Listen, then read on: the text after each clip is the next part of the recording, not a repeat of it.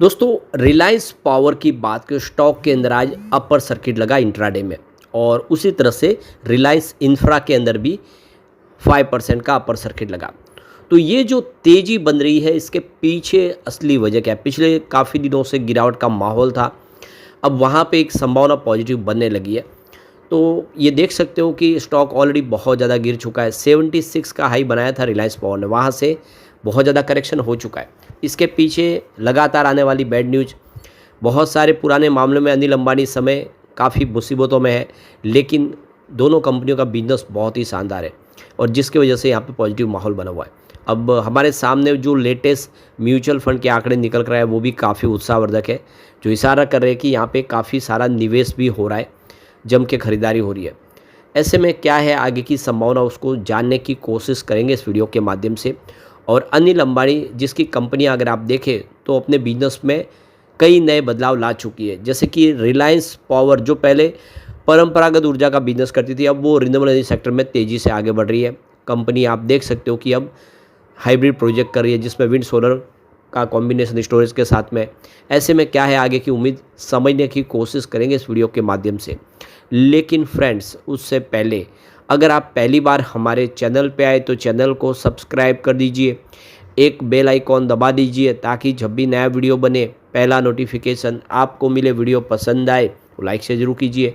चलो friends video start करते हैं। मैं हूँ आपका दोस्त SB दवे और हमारे अपने चैनल ऑनलाइन कमाई में आपका बहुत बहुत स्वागत है। तो सबसे पहले रिलायंस पावर के कारोबार की बात कर ले तो 47.79 पर देख सकते हो कि इस समय आपको स्टॉक ट्रेड करता हुआ दिखाई देगा, जहाँ पे 4.69% की तेज़ी देखने को मिल रही है। वैसे आप देख सकते हो कि शुरुआती सुबह अच्छी हुई थी, पॉजिटिव 45.89 पर, इंट्राडे में 47.93 का अपर सर्किट भी लगा, फिर सर्किट खुला। तो इसके पीछे वजह कि कुछ फंड हाउस है जो यहाँ पे कुछ अपनी प्रॉफिट बुकिंग करने की कोशिश करें। अब आप समझ सकते हो कि रिलायंस पावर जैसे शेयर में भारी मात्रा में खरीदारी की होती है और जैसे ही मौका मिलता है थोड़ी सी प्रॉफिट बुकिंग शुरू हो जाती है। लेकिन आज के दिन में यहाँ पे जम के खरीदारी हुई है, करोड़ों शेयर की खरीदारी की गई है दोनों ही शेयरों में, क्योंकि लग रहा है कि ये दोनों स्टॉक आने वाले समय काफ़ी बेहतर कर सकते हैं, क्योंकि ये क्लियरली देख सकते हो इसमें ऊपर के लेवल से करेक्शन भी हुआ है। अब इसके आप देखें पिछले साल भर के संभावनाओं को देखें, इसका कैसा रहा इसका प्रदर्शन, तो आपको समझ में आएगा। तो पिछले एक सप्ताह के हिसाब से इस समय आपको 2.19% की तेज़ी देखने को मिलेगी। मतलब पिछले एक सप्ताह से अगर देखें तो स्टॉक दबाव में था पिछले एक महीने में, लेकिन यहाँ पे 10.1% की तेज़ी बनी है। तो थोड़ी सी स्थिति मंद के हिसाब से देखें तो ठीक होती हुई दिखाई देगी। और पिछले 3 महीनों में तो देखें तो यहाँ पे 28.86% की आपको गिरावट देखने को मिलेगी।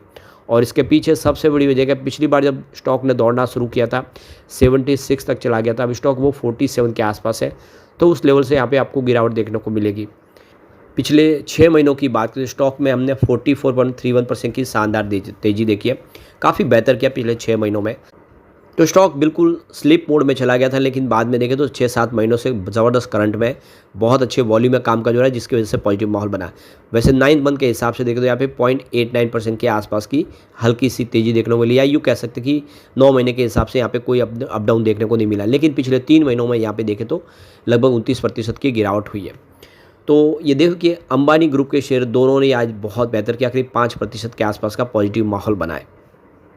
तो पिछले कुछ दिनों से स्टॉक सारे दबाव में आ गए दोनों रिलायंस ग्रुप के, और इसके पीछे वजह की बहुत सारे लीगल चैलेंजेस अभी खड़े हो गए, वीक टेक्निकल इंडिकेटर्स है, और सबसे बड़ी बात है कि मामले अब कोर्ट के अंदर है। अलग अलग बैंकों ने बहुत सारी तरफ से अपनी कार्रवाई शुरू की है, जिसमें आप देखें स्टेट बैंक ऑफ इंडिया और बैंक ऑफ बड़ौदा, इन सरकारी बैंकों ने अनिल अंबानी के ऊपर इस समय जो है एक तरह से फ्रॉड के इल्ज़ाम लगाए और कार्रवाई आगे बढ़ी है। ईडी और सीबीआई की भी जांच चल रही है, जिसकी वजह से माहौल निगेटिव बना है।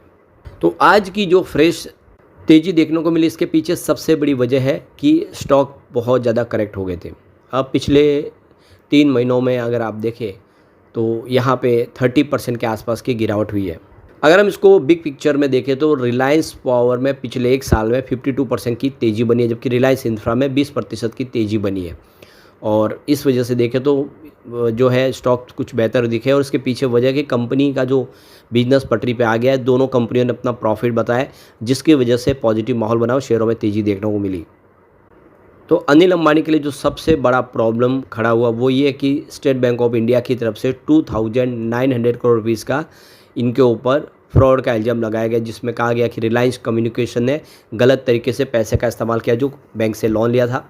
और इसमें अनिल अंबानी भी शामिल है क्योंकि वो बोर्ड ऑफ डायरेक्टर में थे, इसलिए उनके ऊपर भी फ्रॉड घोषित करने का इन्होंने आगे कार्रवाई शुरू की। तो इसकी वजह से एक माहौल निगेटिव बना, जिससे शेयरों की प्राइस में दबाव देखने को मिला। और इस पूरे मामले में अनिल अंबानी का कहना है कि ये बहुत पुराने मामले, कम से कम 10 साल हो गए और ऑलरेडी रिलायंस कम्युनिकेशन अब नीलाम हो रही है, कंपनी डूब चुकी है और इसकी वजह से देखें तो उनका इसमें कोई बड़ा रोल नहीं है। साथ में उनका ये भी कहना है कि पिछले 2.5 साल से वो रिलायंस पावर के बोर्ड में भी शामिल नहीं है। तो रिलायंस पावर का कोई लेना देना है ही नहीं रिलायंस कम्युनिकेशन से, डायरेक्टली या इनडायरेक्टली किसी भी तरह से कोई लेना देना, दोनों की बोर्ड सेपरेट है, दोनों का बिजनेस मॉडल अलग है। तो इस वजह से कहते हैं कि ये जो इल्ज़ाम है उसका कोई असर नहीं होना चाहिए और इसी वजह से देखें तो फिर से लोगों में भरोसा जगाए। और ये आपको म्यूचुअल फंड के आंकड़ों से भी समझ में आएगा कि आखिर जो बड़े फंड हाउस है वो रिलायंस की तरफ लौटे हैं, रिलायंस पावर में उनका निवेश बढ़ा है। 35 म्यूचुअल फंड ने फ्रेश इन्वेस्टमेंट अगस्त महीने में कर लिया है। इसका मतलब उनको पूरा भरोसा है कि रिलायंस पावर यहाँ से बेहतर करता हुआ दिखाई देगा। सिर्फ 4 ऐसे म्यूचुअल फंड हैं जिन्होंने यहाँ से एग्जिट लिया है।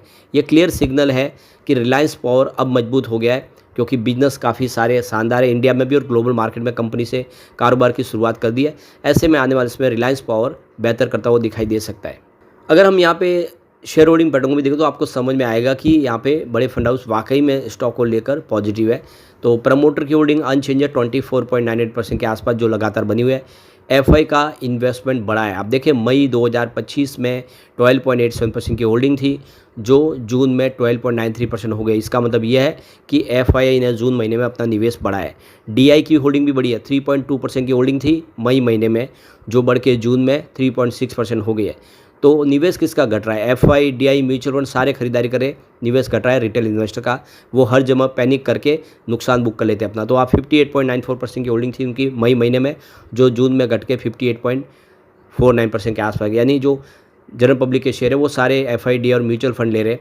ये हकीकत में देखें तो एक तरह से यहाँ पे रिटेल इन्वेस्टर हमेशा पैनिक करके नुकसान कर जाते हैं। यही हो रहा है इसमें भी, जब खरीदारी का मौका है तो वो यहाँ से निकल रहे। रिलायंस इंफ्रा में भी आज अपर सर्किट लगा 260 पर स्टॉक आपको ट्रेड करता हुआ दिखाई देगा। इस समय लॉक लगा हुआ है क्योंकि सर्किट लग गया है, लेकिन काफ़ी सारी संभावना पॉजिटिव यहाँ पे बनी हुई है। उसके पीछे वजह कि स्टॉक बहुत ज़्यादा करेक्ट हो चुका है, यहाँ से एक फिर फ्रेश संभावना बनने लगी है क्योंकि पिछले एक सप्ताह में यहाँ पे 1.92% की गिरावट हुई है, जबकि पिछले एक महीने में 0.55% की गिरावट है, जबकि पिछले 3 महीनों में स्टॉक में 31.64% की बड़ी गिरावट हो चुकी है। पिछले 6 महीनों की बात करें तो यहाँ पे 18.7% की हमें तेज़ी देखने को मिली है और पिछले 9 महीनों में 10.81% की गिरावट हुई है। ओवरऑल अगर आप देखें तो 6 महीने के हिसाब से इसका रिटर्न पॉजिटिव है, बाकी इसमें निगेटिव ही रिटर्न दिया है। बाकी अब जैसे कि डिफेंस सेक्टर में कंपनी आगे बढ़ने जा रही है, ये वाकई में स्टॉक रिलायंस इंफ्रा भी बेहतर कर सकता है। लेकिन फ्रेंड्स, कोई भी इन्वेस्टमेंट करने से पहले अपने फाइनेंशियल एडवाइजर से एडवाइस ले ले या अपना खुद का रिसर्च करें, क्योंकि मैंने वीडियो आपके एजुकेशनल पर्पज़ के लिए ही बनाया। वीडियो पसंद आए तो लाइक से जरूर कीजिए और चैनल को सब्सक्राइब कर दीजिए। Thank you friends.